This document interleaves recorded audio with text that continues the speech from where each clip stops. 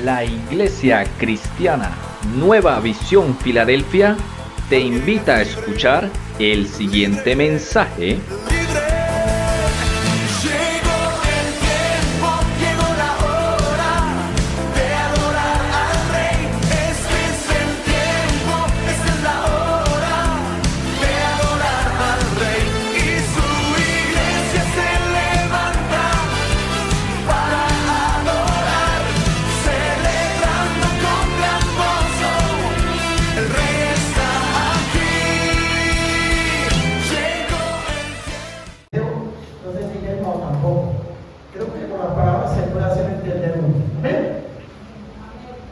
Pero no solamente Dios habla, porque dice la palabra que Jesús sanó a muchos durante su ministerio y con ello demostró su poder, ¿cierto? Y su amor, porque lo hace por amor. Y prometió una cosa que es bien importante.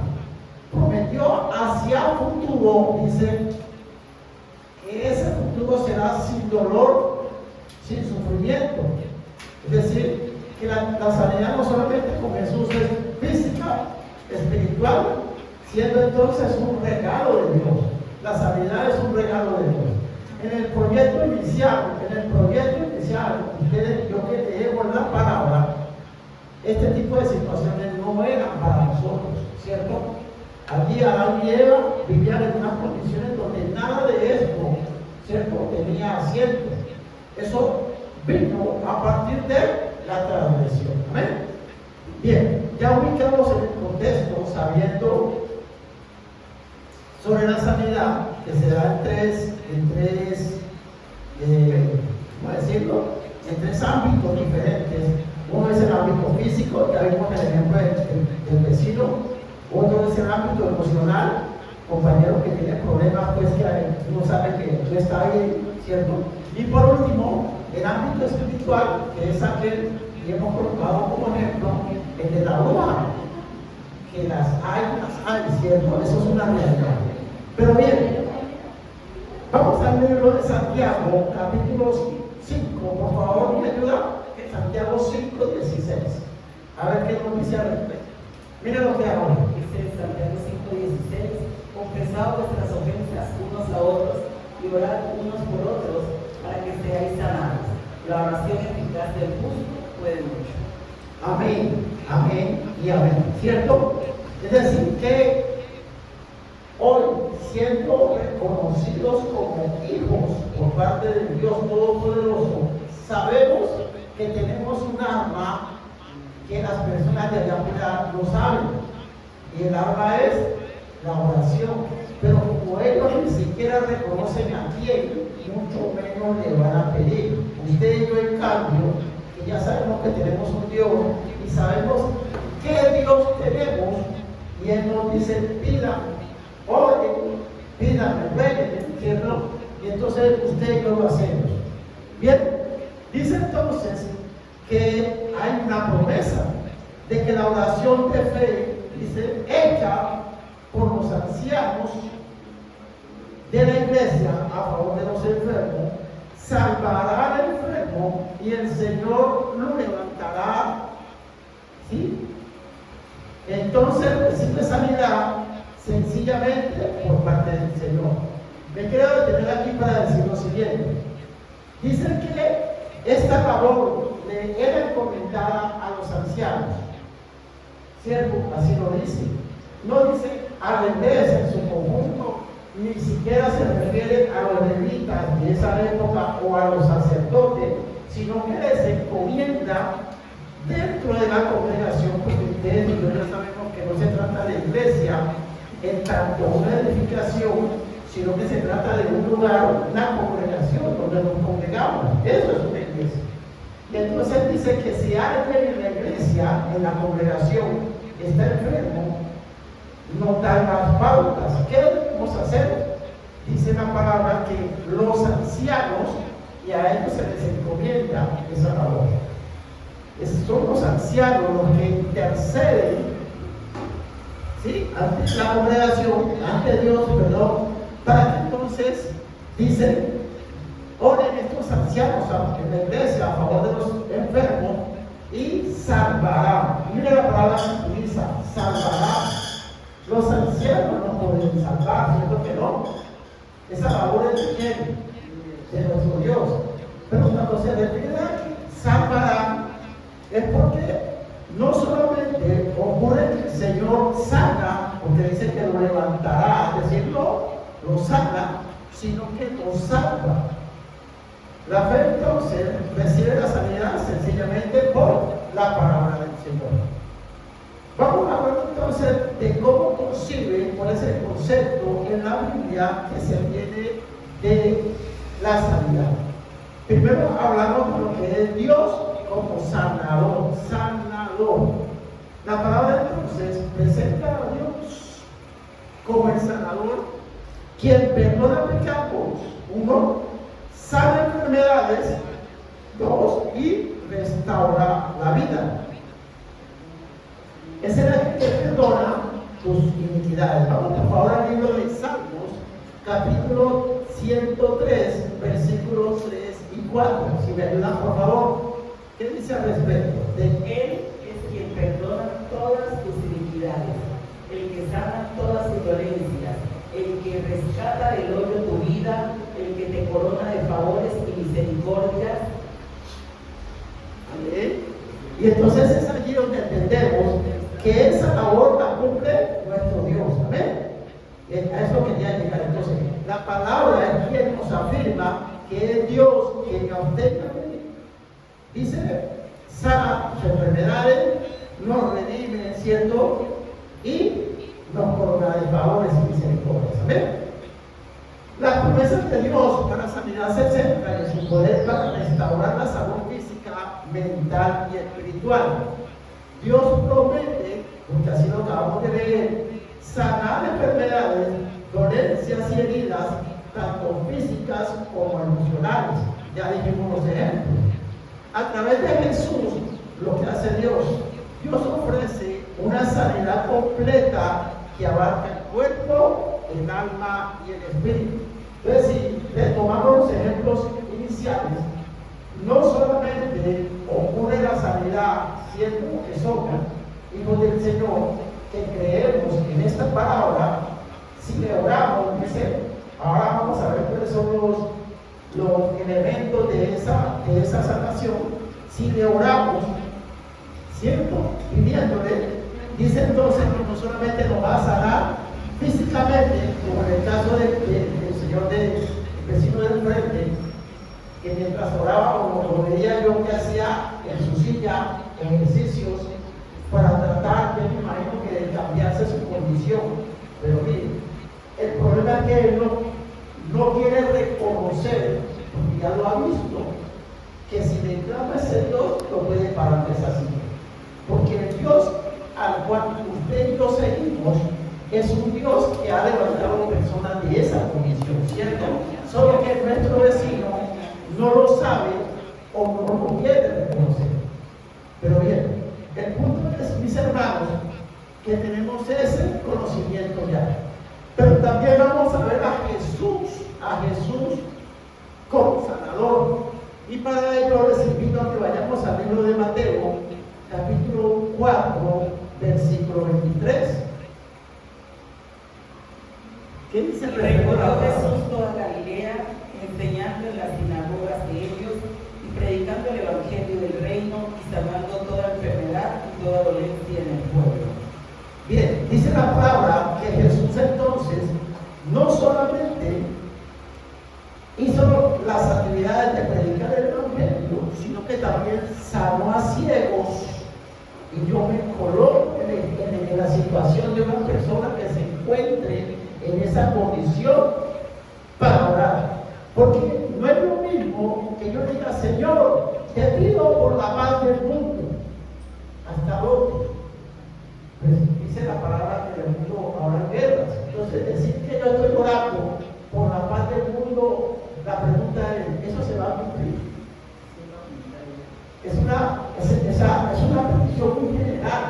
A lo que estamos encaminados es a pedir con precisión, porque si yo, Gabriel, para colocarme de ejemplo, soy quien tengo la situación, yo no voy a orar, sane a todos en el mundo, yo voy a orar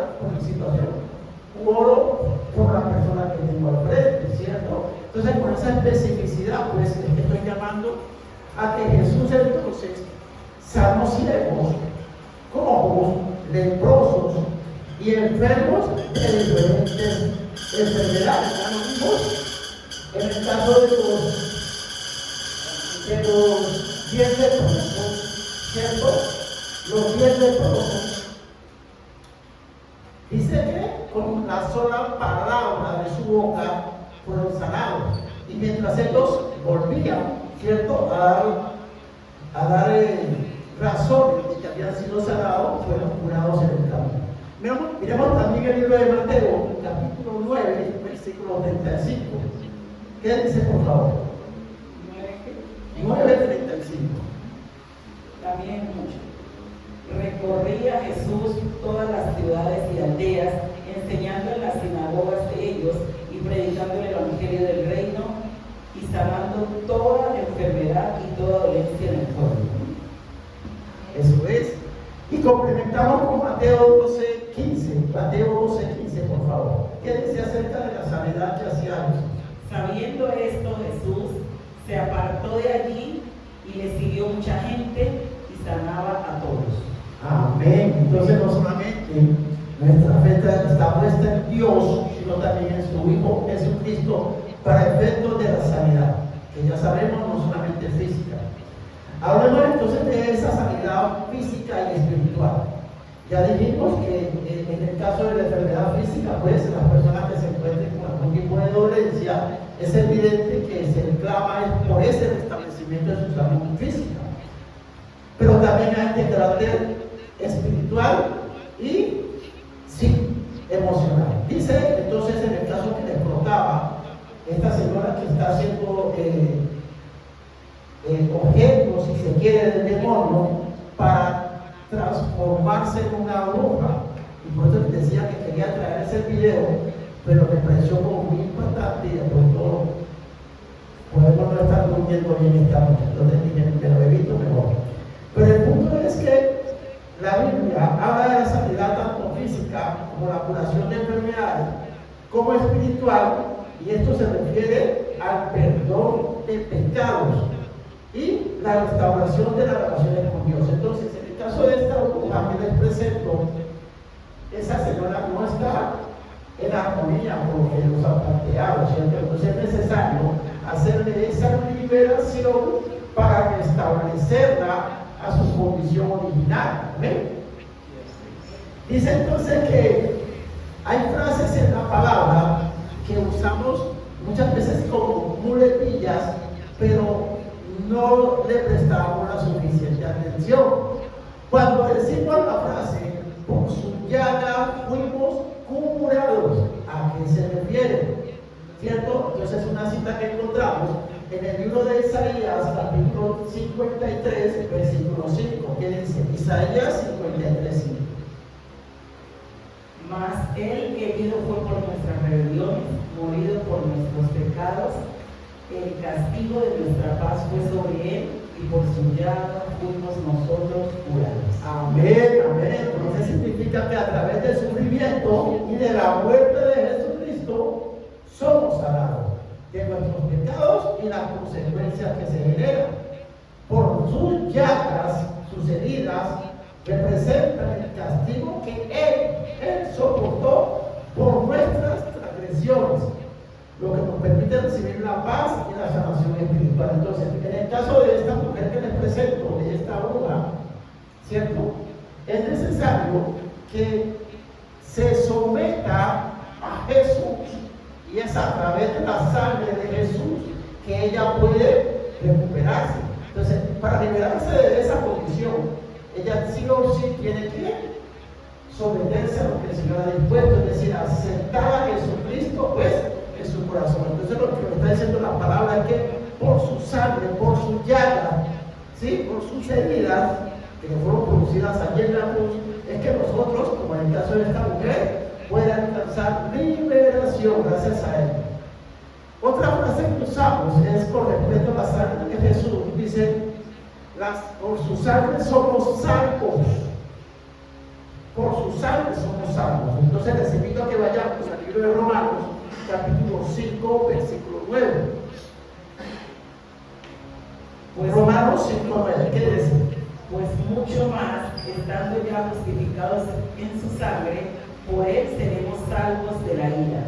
Entonces allí podemos mirar que se refiere en nuestra doctrina cristiana de la salvación a través de la sangre de Jesucristo, que simboliza entonces su sacrificio y muerte en la cruz para redimir a la humanidad de sus pecados. ¿Amén? Entonces eso que acabamos de ver pues es lo que habla de que cuando mencionamos que somos salvos por la sangre de Cristo, es a través de ella que alcanzamos esa condición. ¿Amén? También decimos que por la sangre de Jesús somos redimidos. ¿Qué significa luego? Entonces dice la palabra que significa que se ha pagado el precio para liberar a una persona o grupo de personas de una situación de esclavitud o pecado. En un sentido general se refiere a la redención, o sea, significa rescatar, liberar a alguien de una situación de sufrimiento o esclavitud. Trasladándonos esta situación a lo que otrora se presentaba en la historia, y era que una persona en su condición de esclavo, ¿cierto?, no tenía derecho a nada. Un esclavo que le daban o no le daban comida, ¿cierto?, se sostenía para que hiciese el trabajo, pero la idea era que ese esclavo, esa persona, no podía rebelarse de esa condición. Y estando allí, dice la palabra entonces, es que se refiere que usted y yo éramos esclavos del pecado. Y que entonces alguien pagó nuestra liberación. Usted y yo fuimos liberados porque alguien pagó por usted y por mí. Eso es lo que ha ocurrido. Entonces quedamos ya libres de esa situación cuando Jesús viene y paga en la cruz por usted y por mí. Otra frase que se utiliza es que somos justificados por su sangre. Ya lo acabamos de leer mi esposa, pero se refiere a la doctrina bíblica de la justificación, que se basa en lo que acabamos de señalar, el sacrificio de Jesucristo en la cruz. Es ese sacrificio el que nos justificó, ¿cierto? Entonces ahí entendemos por qué la sangre de Cristo es la que nos justifica. Vayamos al libro de Hebreos, capítulo 10, versículos 18 y 19. ¿Qué nos dicen en particular, por favor? Hebreos 10, 18 y 19. Pues donde hay remisión de estos, no hay más ofrenda por el pecado. Así que, hermanos, teniendo libertad para entrar en el lugar santísimo por la sangre de Jesucristo, por el camino nuevo y vivo que Él nos abrió a través del velo, esto es, de su carne, y teniendo un gran sacerdote sobre la casa de Dios, acerquémonos con corazón sincero, en plena certidumbre de fe, purificados los corazones de mala conciencia y lavados los cuerpos con agua pura. Gracias. Y entonces es claro para nosotros que es a partir de esa sangre de Jesús que derramó al morir, nos permite ahora tener amistad, es decir, entrada, ¿cierto?, con Dios. Y entramos entonces, como la acabo de citar, con toda libertad en el lugar más santo. Nos han dicho que en un comienzo se encargaba el sacerdote de ser la persona que llegara y pasara el velo, estamos en el lugar santo, para llegar al lugar santísimo. Y que entonces el procedimiento era que ese sacerdote, ese levita, junto también, tenía que presentar sus pecados, los propios pecados de la persona, y que si encontraba gracia, llevaba entonces los pecados del pueblo, y eso se hacía una vez por año. De allí que si esta persona no encontraba gracia, tenía que sacarlo de allá muerto, porque, ¿cierto?, eso es lo que nos muestra la palabra. Entonces, cuando se está refiriendo, ¿cierto?, que es en el libro de Hebreos, esa entrada a ese lugar santo era de esa manera, que hoy, usted y yo ya lo sabemos, Cristo rompió el velo y usted hoy no tenemos que hacer eso.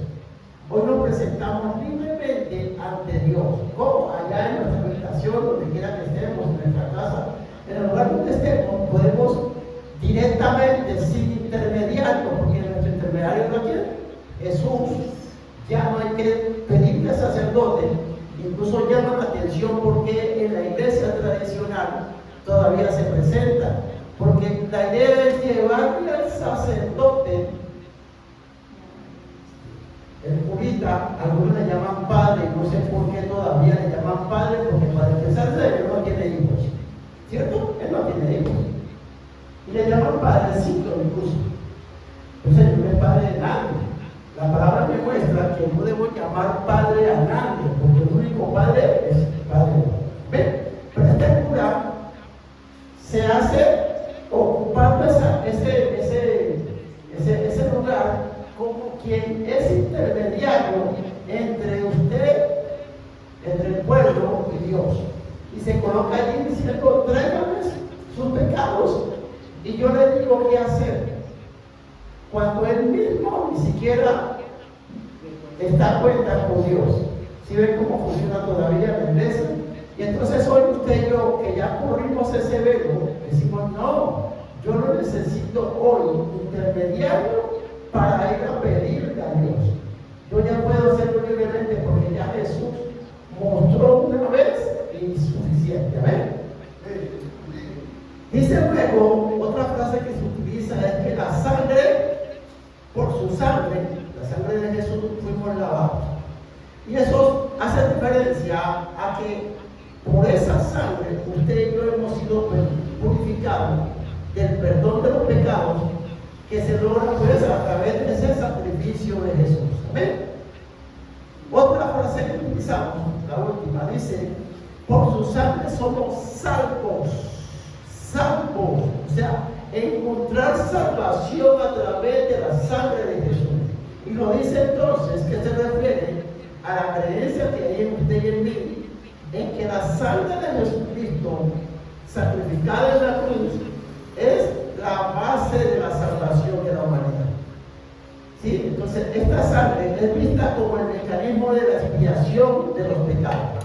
Anteriormente, para que la persona fuera perdonado, era necesario que se degollara, si se quiere, un animalito.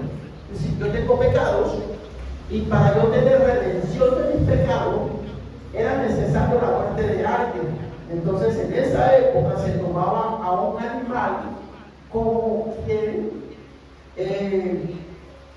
pagaba pues, para que expiara mis pecados, ¿saben?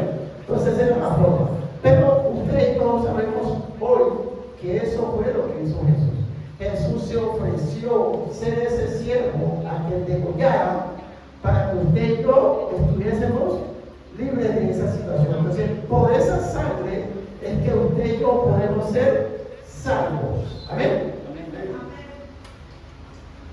Hablemos entonces del poder de la fe. Dice: la fe en Dios y la oración son esos instrumentos para alcanzar esa sanidad. Entonces, usted tiene alguna afectación de carácter físico o emocional o espiritual, ¿qué debe hacer? Orar y tener fe. Cuando yo oro en esa generalidad de que hablábamos hace un rato, pues realmente si bien estoy orando, no lo estoy haciendo de la manera correcta. Decir yo: Señor, oro por la paz del mundo. Eso es algo que en algún lugar del mundo va a ocurrir. En algún lugar del mundo van a haber guerra, la palabra lo dice. Entonces lo que debo hacer es orar por algo específico. Esa es la forma. Y debo orar creyendo. Entonces, orar con fe, creyendo que Dios lo va a hacer. Porque será que si lo van a hacer, ¿qué tipo de oración es esa? Si yo tengo en duda de que Dios lo puede o no hacer, no estoy orando de la forma correcta. ¿Ven? Eso es lo primero. Segundo, dice que la sanidad que promete, la Biblia dice que Dios promete un futuro donde la muerte, el dolor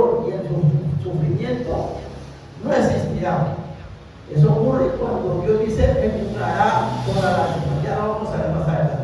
Les invito a que vayamos al libro de Salmos 103, versículo 3. ¿Qué dice al respecto? Salmos 103, 3. Él es quien perdona todas tus iniquidades, el que sana todas tus dolencias. Amén. Y sana todas sus enfermedades. Amén. Miremos el libro de Isaías 53, 5. Si ya lo vimos, pero vamos a repetir, por favor. Isaías 53, 5. ¿Qué dice de la sanación? El herido fue por nuestras rebeliones, molido por nuestros pecados. El castigo de nuestra paz fue sobre él, por sus llagas. Amén. ¿Sí? Entonces, es el que hoy, usted y yo, conociendo lo que dice la Biblia al respecto, encontramos sanidad. La persona que aún no llega no sabe que puede alcanzar esa sanidad. Miremos el libro de Santiago, capítulo 5, versículos 14 y 15. Santiago 5, 14 y 15. ¿Está algún enfermo entre vosotros? Llame a los ancianos de la iglesia y oren por él, ungiéndole con aceite en el nombre del Señor. Amén. Ya lo mirábamos entonces al momento. Siga. El 15. Dice. Y la oración de fe salvará al enfermo, y el Señor lo levantará. Y si hubiere cometido pecados, le será perdonado. O sea, que ahí lo que decimos que no solamente en las situaciones de carácter físico, también lo emocional, incluso también lo espiritual. Por eso le presentaba los tres escenarios.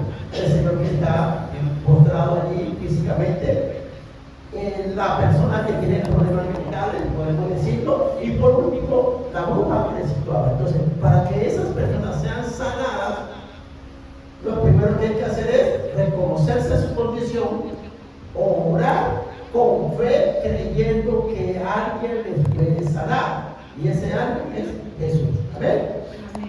Por último, miremos el libro de Apocalipsis, capítulo 21, versículo 4, acerca de lo que les decía hace un momento, donde ya Dios va a enjugar toda lágrima, y para futuro, para usted y para mí, dice, ya no hay muerte, ya no hay sufrimiento, ya no hay dolor. ¿Qué dice el libro de Apocalipsis 21:4? Enjugará Dios toda lágrima de los ojos de ellos, y ya no habrá muerte, ni habrá más llanto, ni clamor, ni dolor, porque las primeras cosas pasan. En el nombre de Jesús. Yo no sé si usted, pero yo eso lo creo, porque lo dice Dios. Por último, le voy a hablar de los elementos para ser sanos. Dice, debemos tener fe en quién, en Dios. Es fundamental creer en el poder y la voluntad de Dios. Amén. Segundo, oración. Clamar a Dios en medio de la situación de la enfermedad, del dolor, pidiendo su intervención. Es decir, Señor, esta situación que estoy viviendo, esta situación que tiene mi pariente, mi familiar, mi amigo, la persona con la cual se está orando, creyendo que tú lo puedes restablecer. Dice también la obediencia a la palabra de Dios. Es vivir entonces de acuerdo con los principios bíblicos, tanto en la fe como en el estilo de vida.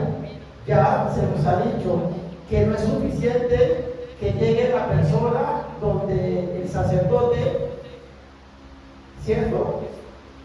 Sino que es necesario que a partir de ese ejercicio, de haber llegado donde el sacerdote, yo intente modificar mi forma de vida.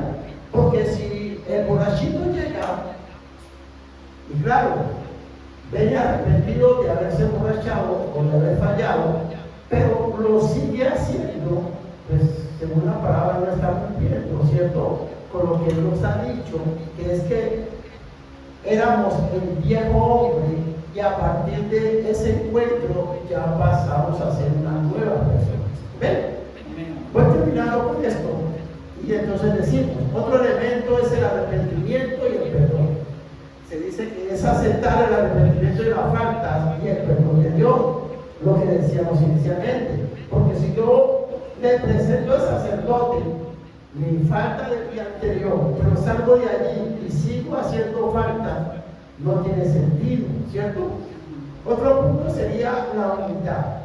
La humildad tiene que ver con aceptar la sanidad como un don de Dios y no como un logro propio. Yo no me voy a hacer sano porque yo oro mucho, porque yo tengo mucha fe. Eso ocurre porque Dios tiene misericordia. Entonces, usted y yo mantenemos sus hijos, mantenemos la fe. Por otro lado, se produce con la sanidad de la paz interior y tiene que ver con cultivar la paz y el bienestar mental, así como la armonía en las relaciones. Es decir, yo tengo que dar ejemplo de que algo hizo Dios y ya no soy la misma persona. Por eso es que yo siempre planteo que una característica de un cristiano es que ya no tiene las mismas amistades. Yo no sé si usted lo ha notado, que sus amigos que tenía en el pasado, que en la gran mayoría, no sé si para ustedes, porque para mí ha ocurrido, ya no están. ¿Por qué? Porque cambiamos. Debe haberse notado el cambio, tanto que ya ellos nos dicen cómo, no, ya lo perdimos. Así nos lo plantean, ¿cierto? Ya no somos de ellos porque ya vivimos de otra forma. Entonces a eso hay que apuntar, que la palabra de usted y en mí ha procurado un cambio. ¿Ven? Voy terminando. Hablando de la sanidad física, entonces es orar por los enfermos y colocar las manos sobre ellos. Esa práctica, dice la palabra, ¿sí?, se hacía en otro tiempo, incluso se utiliza el aceite. Cuando alguien está enfermo entre nosotros y le pide al pastor, estoy en esta condición, lo que dice la palabra es que él, en su calidad de pastor, de líder, debe imponer las manos, y eso no es para cualquiera. No cualquier persona debe poner las manos a otra persona. Yo recuerdo que en algún momento de mi vida, cuando me encontraba por allá, entre nosotros estaba una persona que le decían pastor, que se decía pastor, y luego terminó siendo pastorcito. Ese tipo cogió una fama tenaz allá. Y él hacía eso, nos veía nosotros orando, reunidos, e iba tratando de poner manos. Pero yo advertido de las consecuencias de poner manos con tanta liberalidad, yo le decía, yo le hacía un ladito mejor. Porque es eso, es decir, yo no puedo ir poniendo manos porque sí. Según la Biblia, hay un orden, hay unas personas que tienen esa potestad, esa calidad para hacerlo. Y entonces dice además que se hacía ¿con qué? El aceite, ungirlo con aceite, se debía ungir a la persona que está en esa condición, se debe poner las manos ungiendo con aceite. ¿Qué representa ese aceite? Por Dios, ese aceite representa lo que es el Espíritu Santo. Eso no es cualquier cosa. Para nosotros podría ser, no, pues es un aceite, no. ¿Qué representa? Y nosotros lo hacemos en obediencia a lo que la palabra dice, para hacerlo como la palabra lo dice. Vamos entonces, y lo leímos hace un momento, el libro de Santiago, nuevamente, capítulo 14, capítulo 5, versículos 14 y 15. ¿Qué dice, por favor? Otra vez. ¿Está algún enfermo entre vosotros? Llame a los ancianos de la iglesia y oren por él, ungiéndole con aceite en nombre del Señor. Amén. ¿Se dan cuenta por qué? Es decir, las cosas no se hacen porque, que a mí se nos murió. No, con Dios todo tiene una razón de ser, un porqué. Termino con esto, y es en cuanto a la sanidad emocional. La sanidad emocional es esencial para vivir una vida plena y gozar de la paz de Dios. ¿Qué significa la vida plena? Ya lo hemos dicho antes. Vivir vida plena no tiene que ver con que yo tenga mucho dinero, riqueza, yo tengo, no sé. Vivir plena es vivir con Jesús en mi corazón. Amén. Amén. Para terminar, les voy a pedir que nos coloquemos en pie mientras entonamos esta canción de nuestra amiga Lily Goldman, que me pareció muy al lugar, para que pidamos de hoy en adelante, creyéndolo o con fe,